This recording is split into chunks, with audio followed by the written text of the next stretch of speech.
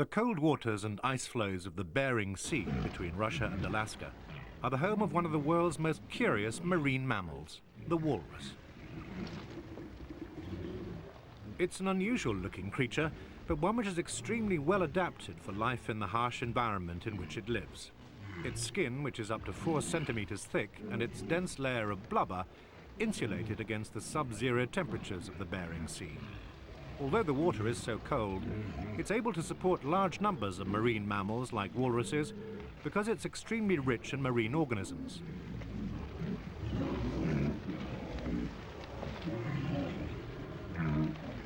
In winter, walruses divide their time between riding the drifting pack ice and swimming in the Bering Sea's icy waters.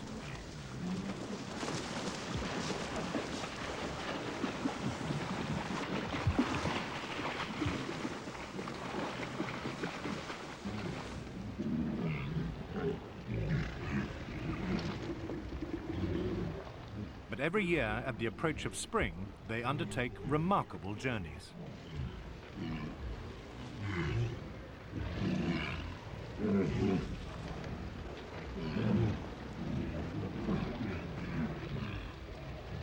The walrus's diet consists almost exclusively of clams, worms, and other small, bottom-dwelling marine animals. The ivory tusks, which may be over a meter long in males, may be used to anchor and stabilize the animals while they feed on the ocean floor. In order to feed, walruses dive to the ocean bed and then sift through the mud using the sensitive bristles on their lips to find the clams, which are their main food. Then they suck the animals out of their shells using their lips and tongue. The walrus's tusks are really elongated canine teeth. They're an effective defense weapon, and they're also used during social encounters between individuals.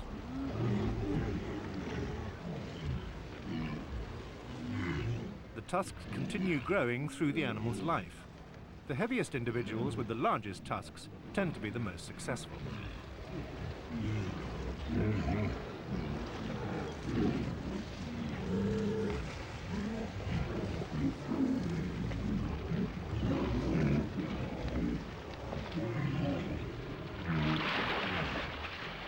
Walruses can inflict serious wounds with their tusks.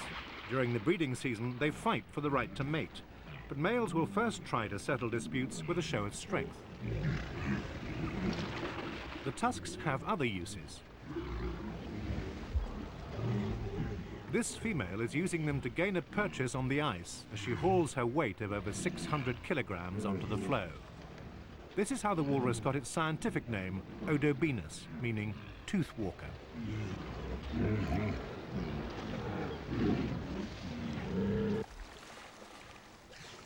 When they're resting in water, walruses sometimes use their tusks to anchor themselves to the ice. Walruses live in both the Pacific and Atlantic Oceans. During winter and early spring, the much larger Pacific population is concentrated at the southerly edge of the pack ice in the Bering Sea. The herds contain animals of mixed ages and sexes, but groups of cows and their young form the nucleus of the walrus's social organization at this time of year. Midwinter is the walrus's mating time. The herd of cows are attended by mature rival bulls, which indulge in curious courtship rituals in the water.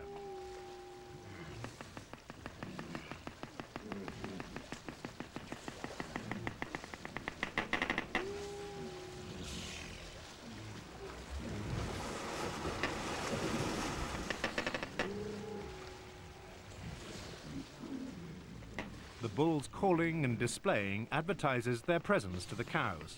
It also reinforces their own dominance hierarchy.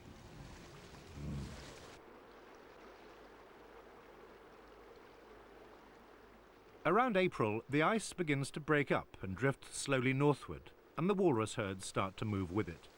Their destination is the Chukchi Sea. It lies to the north of the Bering Strait, which once formed a land bridge between the continents of Asia and North America. On migration, walruses may swim non-stop for 2 or 3 days at a time before resting on ice floes. The northward drifting currents continue to carry them in the right direction.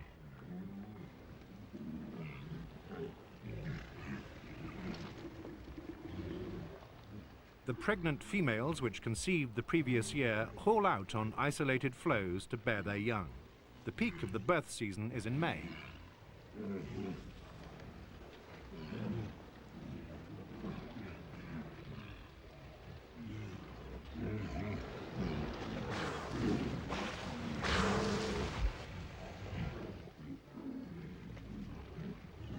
Walruses are very attentive mothers. This one is gently encouraging her calf into the water.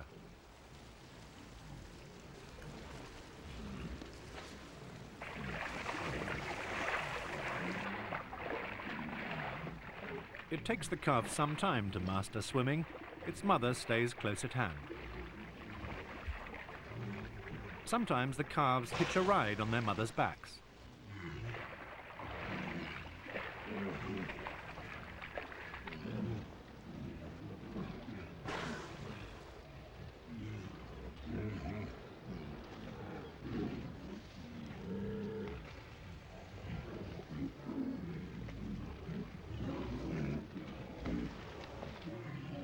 The bond between cows and their calves is very strong. A calf suckles until it's a year old and will remain with its mother until the age of 2. It needs this time to learn the specialized feeding method which is unique to its species.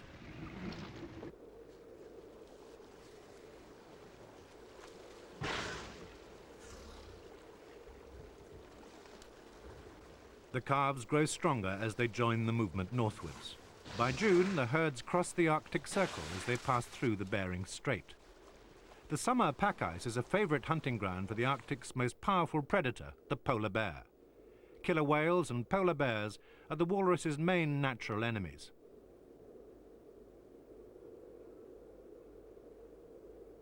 Polar bears prey chiefly on seals. Adult walruses with their long tusks, immense size and thick skin are a formidable prey for bears to tackle, but they occasionally catch younger animals. When a bear is hunting walrus calves, it must first make the adults so uneasy that they abandon the ice floes.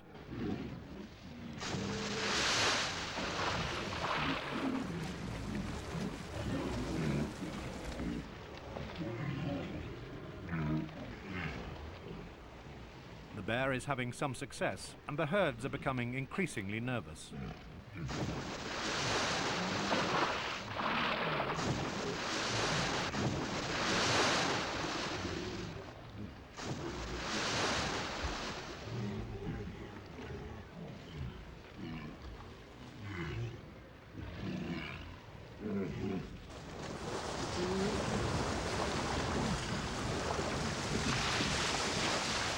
Young calves can get injured or crushed during the stampede into the water. If this happens, the bear will then pick them off.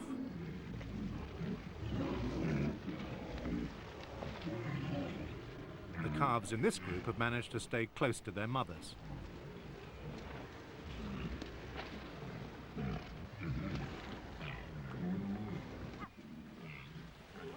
But on another floe, the bear has managed to snatch an unguarded calf. The remains of the carcass may weigh several hundred kilograms, but a polar bear can drag it across the ice with ease. The herds which arrive in the Chukchi Sea to the north are composed of females and their young. Herds of bulls also visit these waters, but thousands of others, which also spent the winter in the Bering Sea, have been heading in a quite different direction.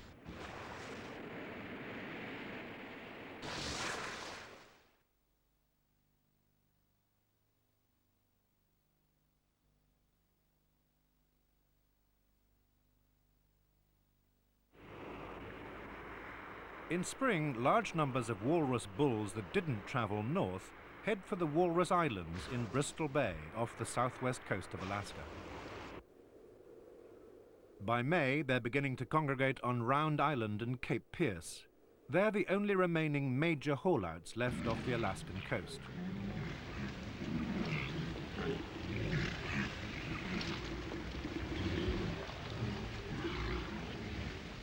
Throughout the summer, thousands of walruses pack the beaches on Round Island but every single one is a male. For the bull walruses, the haul-out beaches provide an essential retreat. They've come here to rest and molt and to recover from wounds inflicted during courtship battles over females earlier in the year. At the peak of the congregation, 10,000 bachelor bulls have been known to gather on the island's beaches. Packed together, they constantly squabble for the limited space available. The largest bulls with the biggest tusks usually obtain the best resting places.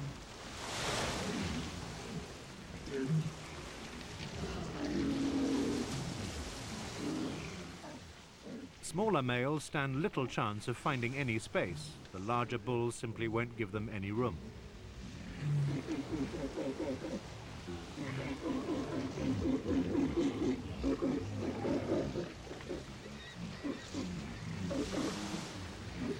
But even large bulls have to use their tusks to help them win a place in the throng.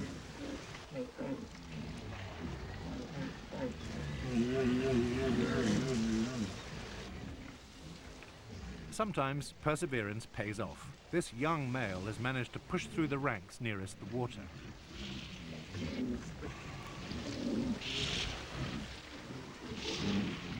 Finally, after scrambling over the bodies of his companions, he succeeds.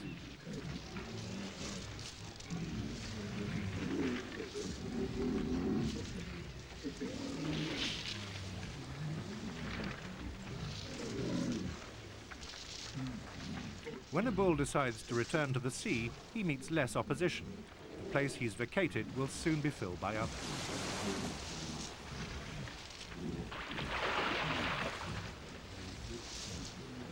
Many bulls which visit Round Island bear evidence of fighting.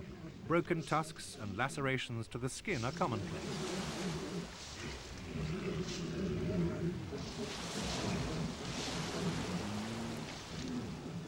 But walruses are very thick-skinned. The hide on the necks and forequarters of adult bulls is also covered by knobbly projections. They're associated with full sexual maturity, but also serve as added protection against jabs from their rivals' sharp tusks.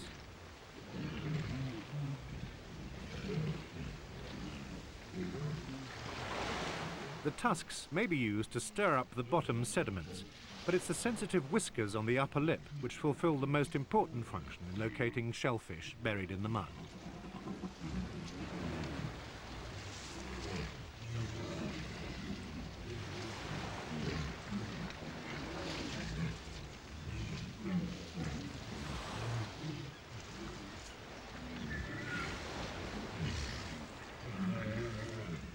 The bulls which haul out on Round Island may have to travel long distances to find food. When they arrive back at the beaches, they're almost white. In order to combat long hours in the icy cold water, a walrus is able to constrict its blood supply to serve only vital organs.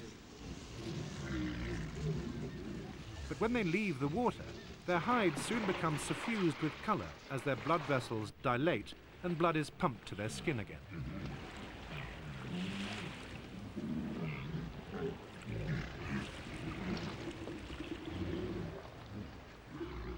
Not all the bulls that come to Round Island haul out on the densely crowded beaches.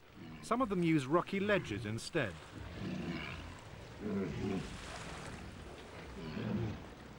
For a mature male walrus weighing over 1,200 kilos, the rocks are more difficult to climb onto. So the ledges are used chiefly by subordinate bulls, which can't infiltrate the main gatherings on the beaches.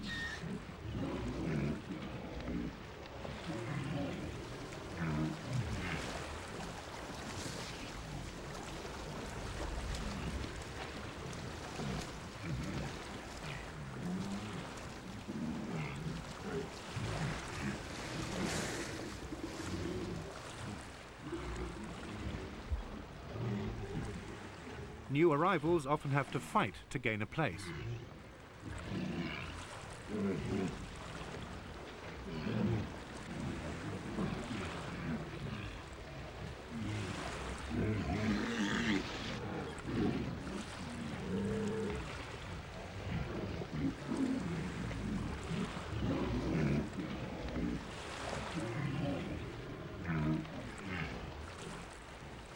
they can't find anywhere to haul out, the bulls stay in the water, but they can relax here too. Walruses possess large pouches or pharyngeal sacs along their necks. Their main function is as a resonating chamber to project their voices, but they can also inflate them to increase their buoyancy. This allows them to float comfortably in the water, so they can rest and even doze without coming ashore.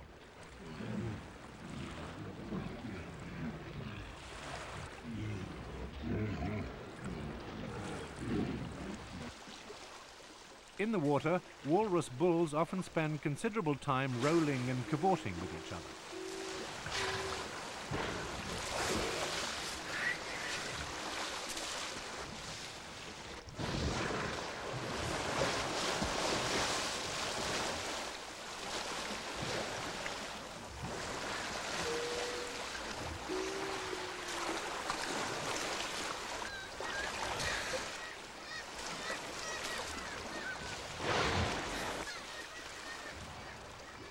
Once again, they make strange sounds. No one knows quite what purpose the noises have, but it's thought they may be used to repel other males.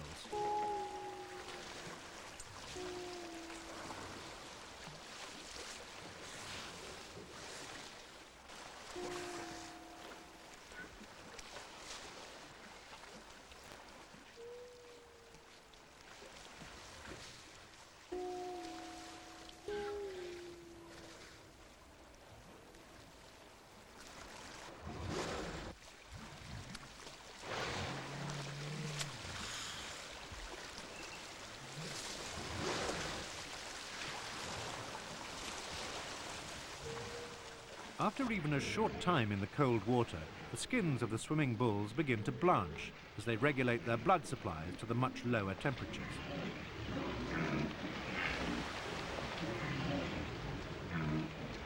The herds on the shore are faced with a different problem of heat control. At midday, summer temperatures on the Round Island beaches sometimes soar above 27 degrees centigrade. In these conditions, walruses need to lose heat, not conserve it.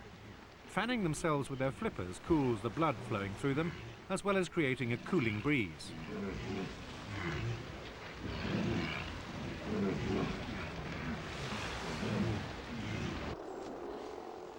Walruses aren't the only marine mammals which visit Round Island shores.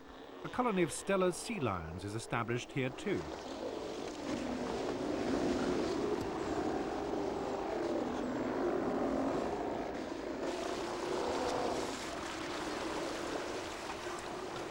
The sea lions have located their rookery on rocks which walruses previously used to haul out on. This bull is only looking for somewhere to rest, but the smaller sea lions are nervous of him nevertheless.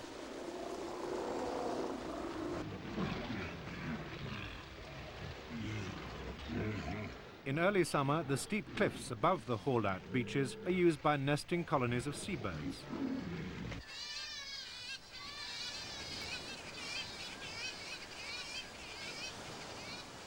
Kittiwakes only visit the land to breed. They rear their young in nests built on tiny projections on the almost vertical cliffs.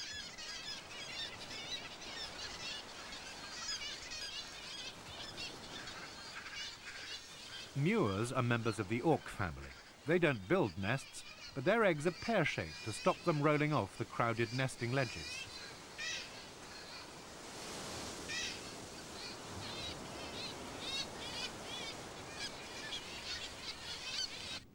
A pair of bald eagles breed on the island too. Essentially fish-eaters, they can be a major predator of the birds. They also scavenge some of the inevitable losses in the large seabird colonies. Red foxes will take eggs and nestlings too. Further down the cliffs, puffins nest in burrows they excavate themselves. They're not alarmed by their enormous neighbours, the walruses, resting close by.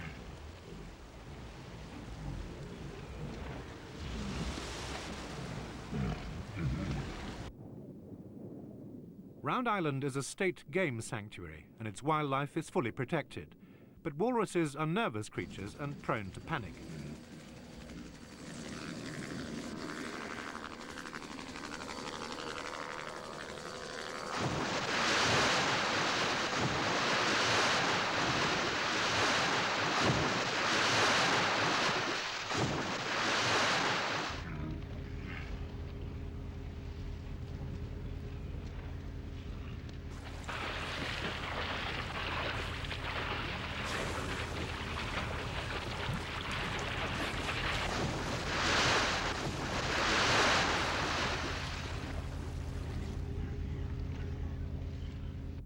During the summer months, when thousands of walruses visit its beaches, Round Island is particularly important because it represents one of the few traditional haul-out areas which the bull herds have not already deserted as a result of long-term disturbances.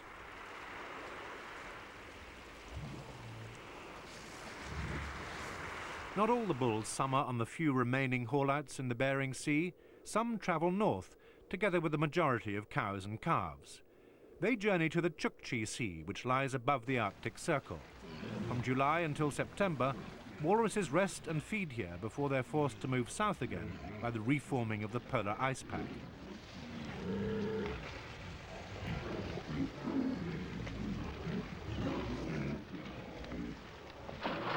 In summer, the Chukchi Sea is visited by both American and Russian ships. This icebreaker carried biologists from both nations observing walrus behavior. It was part of a combined research program aimed at increasing knowledge of a species which inhabits the polar seas shared by the two countries.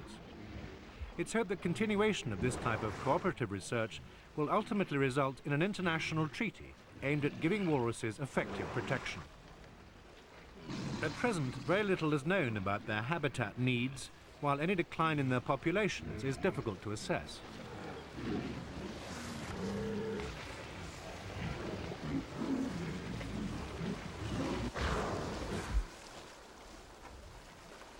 But it is known that walruses need to consume vast quantities of clams and other marine life to sustain themselves. Current efforts to exploit Alaska's vast offshore petroleum deposits may significantly alter the balance of the marine environment on which they depend.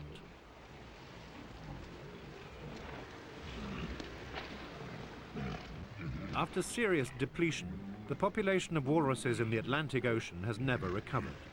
Without protection for their feeding grounds and haul-out areas like Round Island, the Pacific walrus could also be reduced to a remnant of its present numbers. Only if the cold Arctic seas in which it lives are very carefully managed will the tooth-walking walrus continue to survive.